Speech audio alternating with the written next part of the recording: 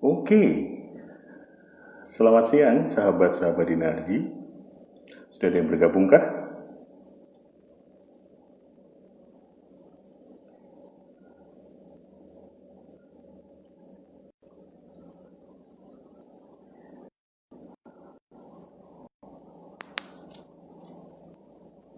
Mas Didit, selamat siang.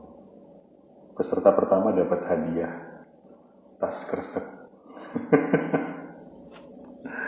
Pak Budiman, terima kasih. Kita masih menunggu sebentar, tepat jam 12 nanti akan kita mulai obrolan bersama dengan Vita Yantiwardoyo ya.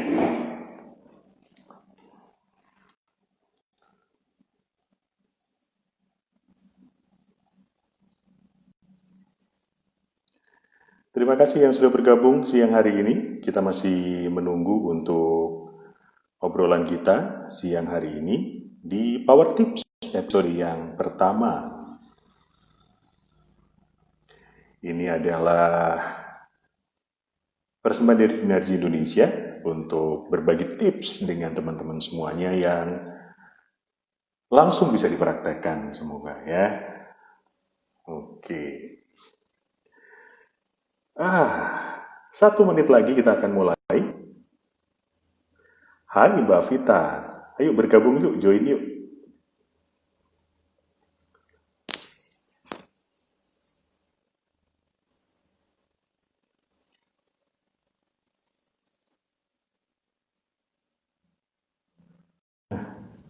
Sudah bergabung? Kita tunggu sebentar. Oke. Hai. Seger amat siang hari ini. Iya, tumben biasanya nge-host, jadi Mas siang hari ini jadi narasumber seru juga nih. Ya. Semalam kita Power Vibes gitu ngobrol-ngobrol bersama dengan coach-coach. Hari ini Mbak Vita jadi narasumbernya kan? Iya, Power Vibes gimana? seru, banyak hal yang dibagikan dan Power Tips juga tidak kalah serunya karena ada banyak tips yang akan langsung dibagikan buat sahabat Dinarji begitu ya. Yes, betul. Yes, saya menyapa dulu sahabat-sahabat Dinarji yang sudah bergabung siang hari ini. Selamat siang, selamat datang di Power Tips, persembahan dari Dinarji Indonesia. Ya, siapa itu Dinarji buat yang belum kenal? Dinarji adalah konsultan yang fokus pada mindset dan juga pengembangan soft skill. Ini berdiri sejak tahun 1982 di Jenewa, Swiss, dan hingga saat ini telah berkembang di 13 negara dengan lebih dari 100 konsultan dan 2.000 klien di seluruh dunia. Di Indonesia, ini dia yang sama saya yang salah satu pendirinya sejak 2011 hingga saat ini, dan sudah banyak membantu banyak sekali klien, perusahaan di soft skill dan juga mindsetnya. Nah, Power Tips ini sekali lagi akan berbagi banyak tips buat teman-teman semuanya, sahabat-sahabat Dinarji, yang semoga bisa langsung dipraktekkan ya, singkat, padat, dan tepat. Iya, Seperti yang kita rasakan di bulan-bulan ini, kita semuanya online ya Mbak Vita ya. yes. Meeting online, belanja online, pacaran online, ya. Belajar online. Belajar online, dan tantangannya banyak karena kita Ya, harus meeting, apalagi buat Anda yang harus memanage timnya secara online bukan satu hal yang gampang, membiasakannya bukan satu hal yang gampang. yes. Nah, Mbak Vita, apa namanya yang juga merasakan online-online ini, Hmm. kalau dari apa namanya eh, raut wajahnya sih nggak ketemu tantangan nih sepertinya. Iya nggak sih? Iya nggak sih? Empat Menantang bulan, nggak sih empat bener? bulan kemudian 4 nggak bulan ketemu loh. tantangan ya, tapi ya pembiasaan aja sih di awal. Jadi Mm-mm. kalau managing tim secara remote itu kan tantangannya banyak, seperti dangerously delay mindset. Jadi kalau nggak kumpul nggak dikerjain gitu ya. Benar.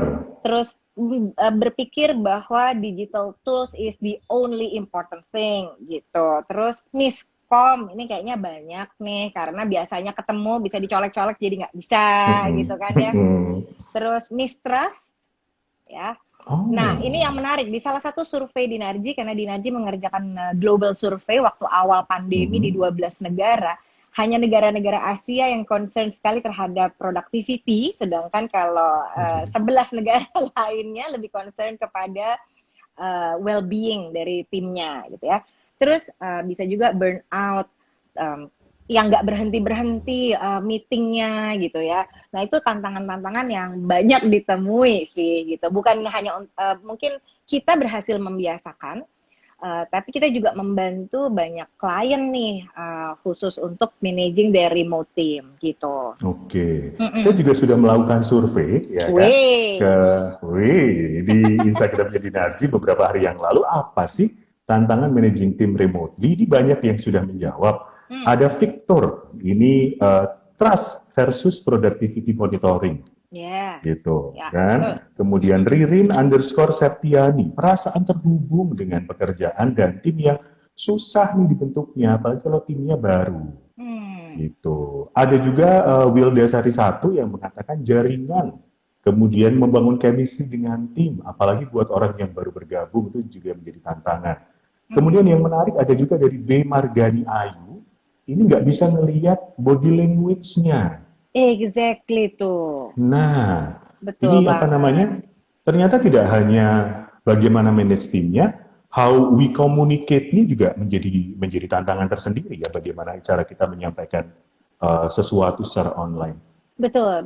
Nah, Nil, kalau kita bisa kategoriin dulu nih sebetulnya ya dari jadi selain kita juga membiasakan diri, we do also some research untuk supporting our modules gitu. Jadi tantangan di dalam working remotely itu sebetulnya bisa kita kelompokkan jadi beberapa hal. Yang satu nih, lack of self-discipline. Nah, jadi mungkin atasannya nggak percaya bawahannya tetap produktif, takut kalau nggak dimonitor tetap dia nggak ngerjain atau dia nggak login jam 8 tengtong kayak kalau di kantor. Yang kedua, lack of motivation. Mungkin juga karena ada banyak distraction di rumah ya. Anak TK harus login ke Zoom supaya bisa belajar ya kan. Betul. Ibunya harus nemenin, bapaknya harus gantian sama ibunya. Belum kalau jemuran pas hujan ya kan. Sebentar, bukan jemuran dulu. Itu happens loh. In our class ada yang begitu. Jadi di stop karena harus ngambil jemuran. So distraction yang nggak terjadi waktu kita pergi ke kantor karena kita tutup pintu rumah kan jadi terjadi gitu ya, nggak bisa diisolasi dari kita. So itu bisa menyebabkan lack of motivation, juga nggak ketemu teman-teman sekantor, jadi terisolasi. Lalu juga mungkin karena bicaranya selalu online, tidak selalu dengan video, for the sake of pulsa mungkin. Jadi kadang-kadang dalam komunikasi unclear expectation, ya. Nggak kelihatan ya, biar irit. Exactly, betul. Dan memang komunikasi yang nggak clear tadi terkait dengan respon dari teman kita yang terakhir, yaitu the body language gitu. Nah, sebelum kita masuk ke body language gitu ya, that was the challenge dari managing remote team online. Nah, kalau key success factors-nya di dalam managing remote team, sebetulnya kita bisa kelompokkan menjadi 3, yaitu we need to create engagement, nomor 1. Ya.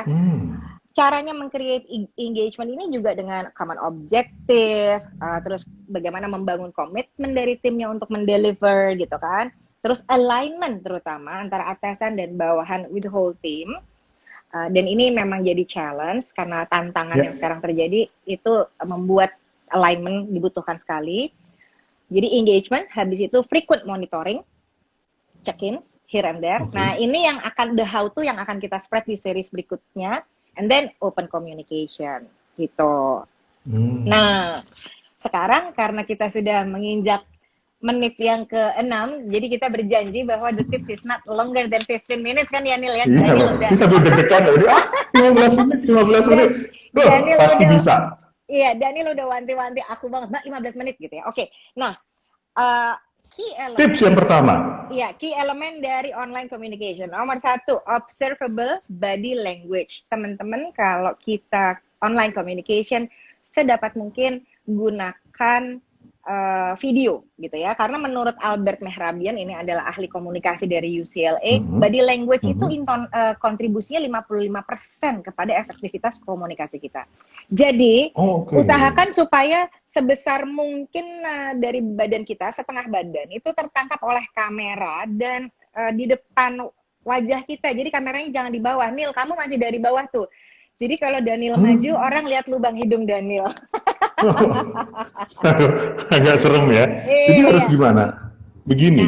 iya. Nah, jadi kamera tuh ada di depan. Terus, Oke. nah Daniel udah jago tuh. Teman-teman biasanya punya area dari ujung kepala sampai ke plafon Mhm. itu diliatin, which is timnya nggak butuh lihat plafon. Nah, kalau kayak gitu kan Oh. ada jarak ya, gitu. Jadi make sure kamera lebar dan tinggi dihabiskan untuk setengah badan kita, so we can talk kayak gini, non-verbal language kita lebih terlihat, gitu. Ya, Oke. betul. Senyum. Kadang-kadang kalau pakai Zoom, teman-teman itu suka lupa ada yang nyetel speaker view ya. Jadi kan wajah kita pas ngomong tuh segede layarnya lawan bicara kita, sementara kita lihat kita kecil-kecil, terus kita asik garuk-garuk Mhm. kepala gitu ya, apa padahal di situ Heeh. kelihatan gede banget. Nah, Aduh, oh iya bener. Oh iya bener. iya, Oh iya ya. iya, jadi Begini-begini ya. Apalah. betul. Jadi make sure karena saya pernah loh gitu meeting terus lawan bicara saya betul-betulin kepala gitu. Oke, Karena dia, terus dia merasa kecil ya. Padahal betul gede karena banget. dia lihat dirinya di layar Zoom itu dia kecil-kecil. Nah, lalu selain senyum, pandangan ke arah sana, kita juga coba selalu lihat ke kamera, gitu ya. Jangan Maksudnya, lihat. Jadi kalau Daniel melihat saya, Daniel akan cenderung lihatnya ke bawah, betul? Which you ini don't saya do ngeliat Mbak eye. Vita. Nah, tapi you don't do eye contact with me karena Anda lihat gambar saya di bawah. Heeh. What should I do then? Lihat ke kamera. Gini. Mbak Saya pesan. aneh. Iya Aneh sih. saya memandang titik Iya, kecil iya. itu. Tapi itu membuat Oh. orangnya merasa ditatap. Jadi tipsnya kalau di Zoom itu gambar orang-orang taruhin aja di bawah kamera, so nggak terlalu awkward gitu. Hmm. Ya, Oke. jadi nomor satu tips online communication-nya dengan tim Anda, observable Mhm. body language ya. Oke. Seberdapat mungkin setengah badan dan tatap kamera. Terus yang kedua, Mhm. attitude. Attitude apa ini lagi? Nah, jadi antusiasme, dinamika, itu semua terasa ketulusan, even though lewat online. Ya, Contoh dong, Mbak. Contoh, contoh, contoh. jadi kalau aku lesu gitu, terus aku, oh ya gimana kabarnya Nil? Gitu. Itu sebenarnya berasa kan? Oh. Iya kan? Itu berasa kan? Nah, jadi make sure attitude during kita video call, waktu kita mau tim kita semangat, kita harus duluan semangat. Gitu. Hai, Ya. Mbak Vita. Ya. Oh, iya, iya. Jadi Heeh. nomor satu udah observable body language, yang kedua Mhm. attitude, tiga adalah Mhm. voice. Nah, voice juga Voice. berkontribusi 38% dari efektivitas komunikasi kita menurut Albert Mehrabian. Jadi naik turun nada itu diperhatikan. Kalau pakai Zoom sebelah kiri ada mic tuh gambar ya. Kalau sampai Ya, heeh. mentok, nah itu memekakkan telinga lawan bicara. Make sure nggak sampai mentok si ijo-ijonya itu, gitu. Terus Hmm. dynamics gitu. Jadi nadanya itu naik turun dan pergunakan jeda. Maksudnya ini barusan Exactly. ini barusan. Ya, betul. Jadi jeda itu penting untuk memberi ruang bagi orang itu mendigest dan memberikan penekanan pada topik yang kita inginkan untuk diingat gitu. Kan krik-krik, Mbak, kalau jeda. Krik, Exactly. krik, krik, krik, Exactly. Ya krik. nggak usah lama-lama nih, Oh, tapi nggak usah cukup lama-lama. gitu. Betul. Yang terakhir words ya. Tolong pakai words yang positif. Karena online nggak bisa langsung dicolek, nggak bisa habis tutup kan udah nggak Mhm. kelihatan lagi bagaimana Mhm. orang itu raut Mhm. wajahnya. Jadi bahasa yang positif, pakai contoh-contoh seperti yang kita lakukan tadi gitu ya. Dan simple wordings gitu. Jangan Oke. dipanjang-panjang muter-muter kalau ngomong. Gitu sih Neil. So ada 4 tips yaitu observable Mhm. body language, ini yang penting di dalam komunikasi online, attitude, voice, dan words. Pakai yang simple dan positif gitu. Nah, Oke. kalau Nah, semangat nih, ya kan? nah sebelum ditutup kita masih ada 3 menit nih teman-teman.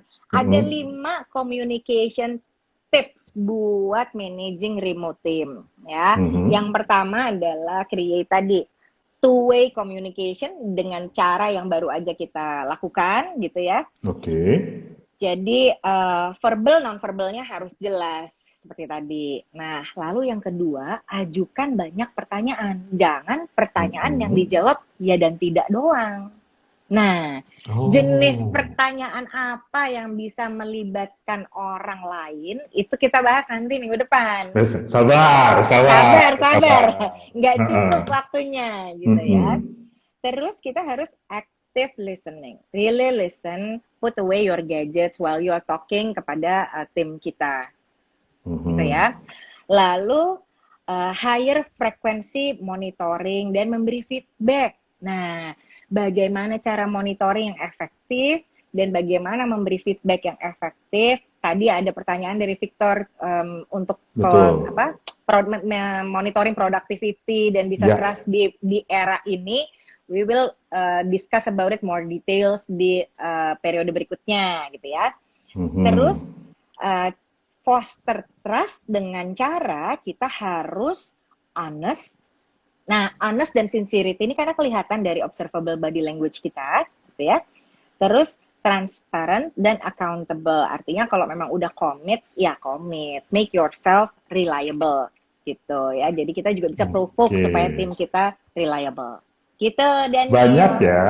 Kalau masih bingung, ya Grabi yang satu-satu jangan khawatir. Silakan saksikan lagi Power Tips di episode berikutnya. Kita akan bedah satu-satu di 15 menit Power Tips yang hadir di setiap hari Kamis jam 12 sampai dengan 12.15. Kita ulangi lagi tips untuk hari ini yang bisa langsung dipraktekkan adalah silakan perhatikan dulu. Yes.